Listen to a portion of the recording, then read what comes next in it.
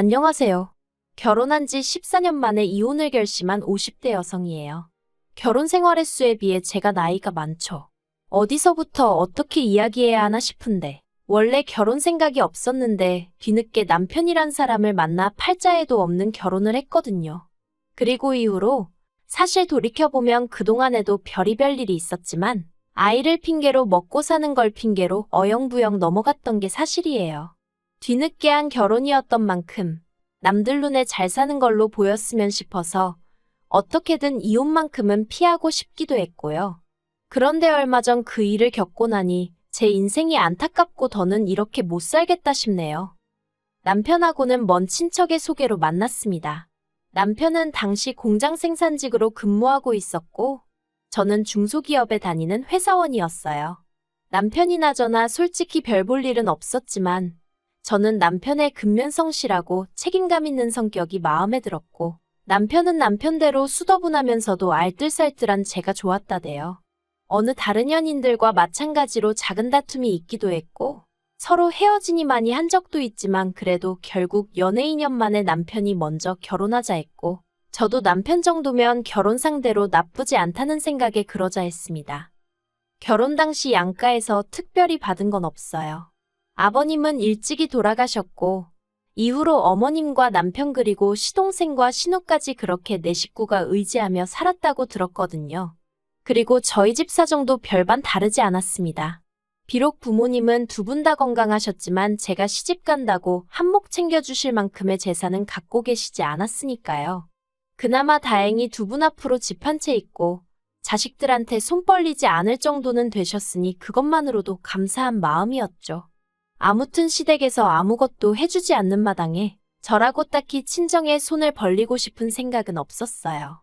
남편도 그건 자기 체면이 안 선다며 내키지 않아 했고요. 그래서 저희들이 모아둔 돈에 대출 좀 받아서 그렇게 빠듯하게 결혼 생활을 시작했네요. 그런데 결혼한 지 1년 만에 아주 난처한 상황이 되었습니다. 알고 보니 시동생이 빚을 얻어서 그 돈을 죄다 어떤 여자한테 가져다 바쳤다는 거예요. 더 어이가 없는 건 정작 그 여자를 만나본 적도 없었다는데 뭐에 홀려서는 그런 짓을 한 건지. 경찰에 신고도 했고 수소문도 해봤지만 결국 돈은 1원 한 푼 되찾지 못하게 생겼더라고요. 아무튼 상황이 그렇다 보니 결국 어머님께서 집을 팔아 그 빚을 갚아주시겠다 하대요. 아직 앞길이 구만리 같은 아들이 돈 몇 푼에 쓰러지는 꼴을 어떻게 보냐면서. 그런데 솔직히 어머님 집이라고 해봤자 20평 남짓의 오래된 빌라였거든요. 그러니 돈이 얼마 되지도 않았죠. 게다가 문제는 집 팔아서 시동생 빚 갚아준다 하니까 남편의 여동생 그러니까 신우가 난리를 치대요. 왜 둘째 오빠만 챙겨주냐. 자기도 자기 몫을 달라면서요. 이때 솔직히 아무리 남편 동생들이라지만 참 보기 안 좋더라고요. 어떻게 하나같이 철이 없어도 저렇게 없을 수가 있나 싶은 게. 어쨌든 결국 어머님 집값이 절반이 시동생과 신우 몫으로 사라졌습니다. 하지만 이때까지도 저는 그렇게 기분이 상한다거나 그런 건 없었어요. 어머님 재산이니 어머님이 누구에게 주시든 어떻게 쓰시든 제가 상관할 바가 아니라고 생각했으니까요. 다만 한 가지, 마음에 걸리는 일이 있었는데 저렇게 다 퍼주시고 나면 어머님은 어디서 어떻게 생활을 하시려고 하나 하는 거였죠. 실제로 집을 팔고 나서 갈 곳이 마땅찮아 이모님네 며칠 계시다 저희 집에 와 계셨거든요. 그런데 남편 말로는 발품 팔고 하면 왜 집을 못 구하겠냐며 걱정 말라고 큰 소리를 치대요. 하지만 결국 제 걱정이 현실이 되고 말았죠. 어머님이 저희 집에 와 계신 지 어느덧 한 달쯤 되던 때 남편이 저더러 할 말이 있다고 하더니 일단은 미안하게 됐다면서 자기가 아무리 알아봐도 어머님이 혼자 지내실 만한 곳을 찾기가 어렵답니다. 솔직히 아무리 서울이 아니라고 해도 4천만 원 남짓으로 집을 구한다는 게 쉽지 않을 거란 걸 전 진작에 알고 있었거든요. 그래서 남편의 말에 크게 놀라진 않았어요. 오히려 그럼 그렇지 싶었달까요. 하지만 문제는 뒤에 이어지는 남편의 말이었습니다. 남편이 어머님도 이제 우리 집에서 생활하시는데 익숙해지신 듯하니 당분간 이렇게 살면 어떻겠냐 했거든요. 솔직히 남편이 이렇게 물어오면 어쩌나 생각을 못했던 건 아니에요. 하지만 그런 생각이 들 때마다 애써 현실 부정을 하곤 했었는데 진짜 남편 입에서 그 얘기가 딱 나와버리니까 한마디로 눈앞이 깜깜하대요. 하지만 결국 어쩔 도리가 없었습니다. 돈이 없다는데 무조건 싫다 안 된다 하며 어머님더러 나가시라 할 수도 없고, 그래서 일단은 저희가 애가 없었으니 나중에 아이방으로 쓰려고 했던 방을 어머님께 내어드렸어요. 그리고 남편에게는 나름대로 노력하겠지만 그래도 나도 직장 생활을 하니까 어머님이 살림은 좀 도와주셨으면 좋겠다고 솔직히 얘기했습니다. 그랬더니 남편이 자기 어머니가 그래도 그렇게 꽉 막힌 분은 아니라며 걱정하지 말라고 하더라고요. 그리고 실제로 처음 한두 달은 제가 출근하고 나면 어머님이 집안일을 좀 해주시더라고요. 다만 어머님이 연세도 있으시고 저랑 생활 방식도 다르다 보니 어쩔 수 없이 부딪히는 부분이 생기기 시작했어요.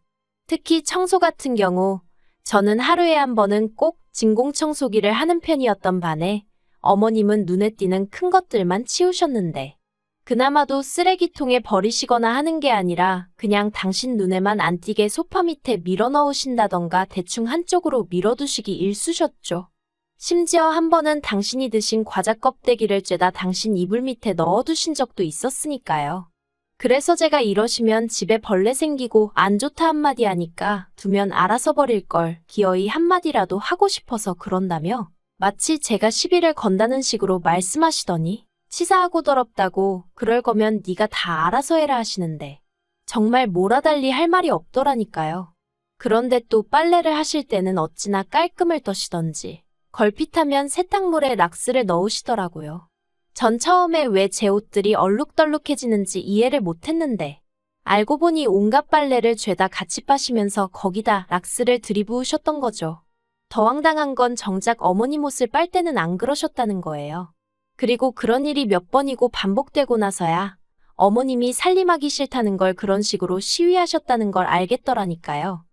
하지만 남편에게 이야기를 한들 남편은 오히려 제가 어머님을 모함한다는 식으로 오해를 할 뿐이었고, 그러니 저도 더는 남편한테 하소연하고 싶지 않더라고요.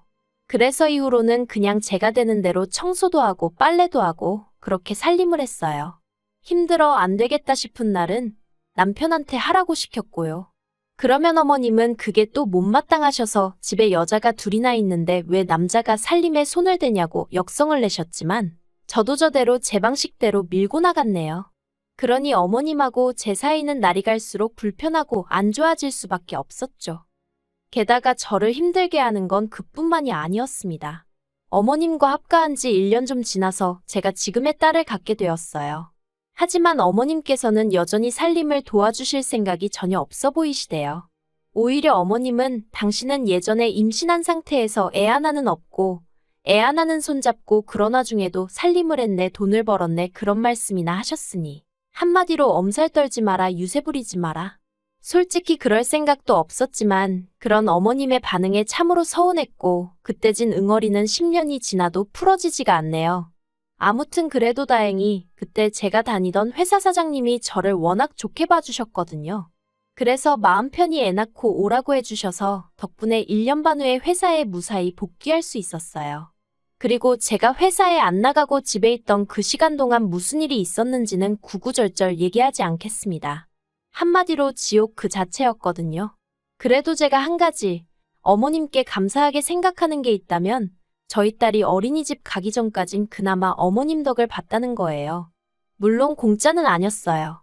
전 좀 어이없다고 생각하는데 솔직히 처음부터 어머님을 모시기로 하고 제가 결혼을 한 것도 아니고 어쩌다 보니 어쩔 수 없이 어머님을 모시게 된 상황에서 저 어머님한테 고생한다 수고한다 한마디 못 들어봤었거든요. 생활비는커녕 저 뭐라도 하라고 단돈 10,000원 주신 적도 없으시고요. 제가 돈 10,000원이 없어서 이런 말을 하는 게 아니라 솔직히 제 친구들은 시어머니가 이거 사주셨다 저거 사주셨다 별자랑을 다 하던데 저는 그쪽으론 참 복이 없었어요. 그리고 그런 와중에 제가 아이를 두고 출근을 해야 하는 상황이 되었을 땐 그래도 솔직히 이번만큼은 어머님이 도와주실 거라 생각했어요. 그리고 당연히 얼마라도 챙겨드릴 생각이었거든요. 그런데 어머님이 먼저 얼마를 줘야 애를 봐주겠다고 말씀을 하시더라고요. 사람 말이라는 게 아다르고 어다르다는데 기분이 영 별로대요. 게다가 어머님이 부르신 액수가 제가 생각한 액수보다 훨씬 높은 거예요. 그나마 이 부분은 남편이 어머님한테 사정사정해서 좀 깎았지만요.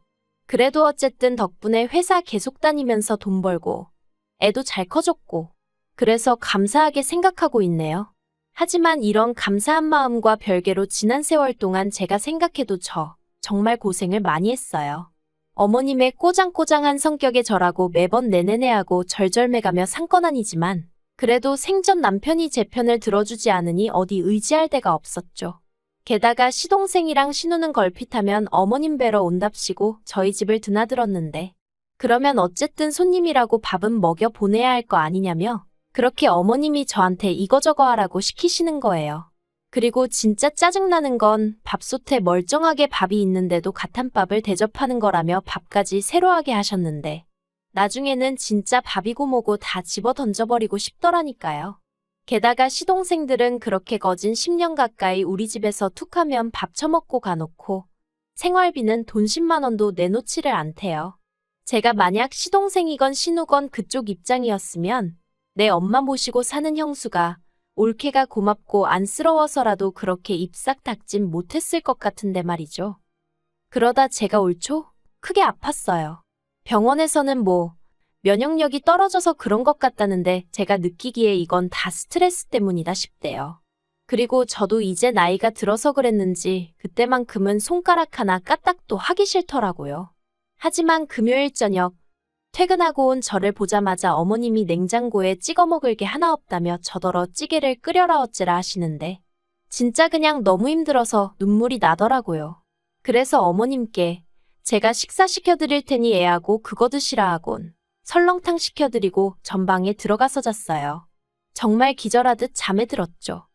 그런데 약 때문인지 원래 제가 주말에도 아침 6시 반에는 눈을 뜨거든요. 그리고 그때부터 가족들 아침 식사도 준비하고 그래요. 그런데 그날따라 제가 9시에 눈을 떴습니다. 아니, 사람이 살다 보면 늦잠 좀 잘 수 있는 거 아니겠어요? 게다가 제가 아팠잖아요. 그러면 어머님 입장에선 한 번도 그런 적 없던 며느리가 잠에서 깨질 못하고 있으니 걱정을 해주시는 게 정상 아닌가 싶은데 제가 서둘러 방에서 나갔더니 거실에서 어머님이 정말 저를 무섭게 노려보고 계셨어요. 아마 제가 언제쯤 일어나나 안방문만 째려보고 계셨던 모양이래요. 아무튼 제가 어머님께 식사는 하셨냐니까 대답은 안 하시고 그 옆에 앉아있던 제 딸한테 사람이 이래서 배워야 되는 거랍니다. 배운 게 없으니 어른 공경할 줄도 모르고 지 도리도 못한다면서요. 그러면서 너는 그렇게 살지 마라 하시는데 그게 할머니가 손녀한테 할 소린가요? 다행히 딸은 어머님이 왜 그런 소리를 하시는지 이해가 안 된다는 눈치였지만 저는 정말 속에서 열불이 났어요. 그래서 그나마 차려드리려던 아침도 때려치고 다시 방에 들어갔네요. 그랬더니 안방문에다 대고 어머님이 늙으면 죽어야지 하시는데 그 소리 하루 이틀 듣는 것도 아니었기에 별 생각도 안 들대요. 그런데 그날 늦은 오후 남편이 집에 오니 어머님이 무슨 어린애 마냥 저희 남편을 붙들고 또 하소연을 하시더군요. 제가 당신을 일부러 굶겼다면서 제가 바로 옆에 있는데 미친 X, 개 X 해가시면서 말이죠. 원래도 생각 없이 말을 막 하시는 분인 건 알고 있었지만 그래도 이 정도인 줄은 몰랐기에 황당 그 자체였어요. 그리고 저를 더 열받게 한 건 어머님 얘기를 듣고 있는 남편의 태도였습니다. 남편이 어머니 많이 섭섭하셨구나, 속상하셨구나 하며 맞장구만 치고 있지. 한 번을 저한테 욕하지 말란 소리를 안 하더라니까요. 그래서 결국 보다 못한 제가 어머님한테 아무리 화가 나셔도 저한테 그런 쌍욕은 하지 마시라고 했어요. 그랬더니 남편이 제 손목을 휙 잡아 끌어 안방으로 데리고 가선 한다는 소리가 노인네가 무슨 소린들 못하겠냐는 겁니다.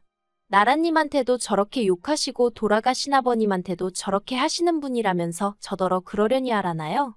어이가 없어서 나라님한테 건 돌아가신 아버님한테 건 그건 내 알 바 아니고 어쨌든 나는 이대로는 못 넘어간다고 했습니다.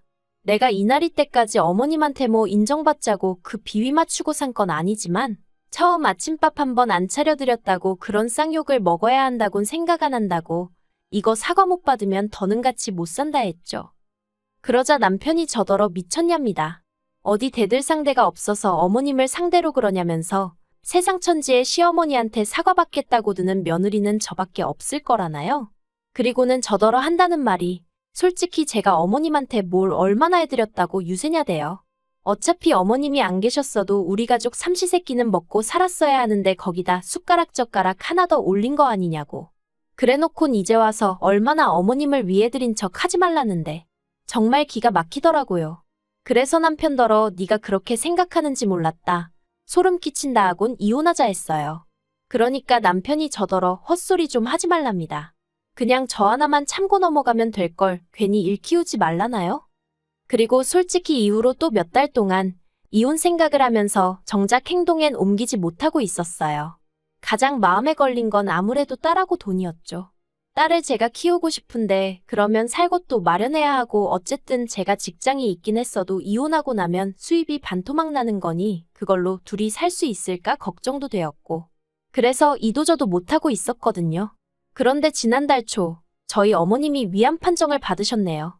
3기로 넘어가기 직전이라고요. 그리고 그제서야 어머님 병수발을 누가 들거냐로 얘기가 나오기 시작했어요. 물론 시동생하고 신우는 누가 먼저랄 것 없이 자기들은 못한다고 나왔지만요. 그런데 웃긴 건 저희 남편은 당연히 제가 해드려야 된다는 식인 거예요. 제가 평소에 제대로 못 챙겨드려서 이렇게 된 거 아니냐는 식으로 몰아가더니 책임을 져야 할 거 아니냐고요. 어이가 없어서 난 당신하고 이혼할 건데 내가 왜 어머님 병수발을 들겠냐고 안 한다 했죠. 그러자 남편이 그때부터 하루는 저를 달랬다가 하루는 윽박을 질렀다가 아주 난리도 아니대요. 그렇지만 저 솔직히 저희 어머님 위암 걸린 거 인간 대 인간으로 안타깝긴 한데 며느리로선 하나도 불쌍하지 않아요. 고소하다.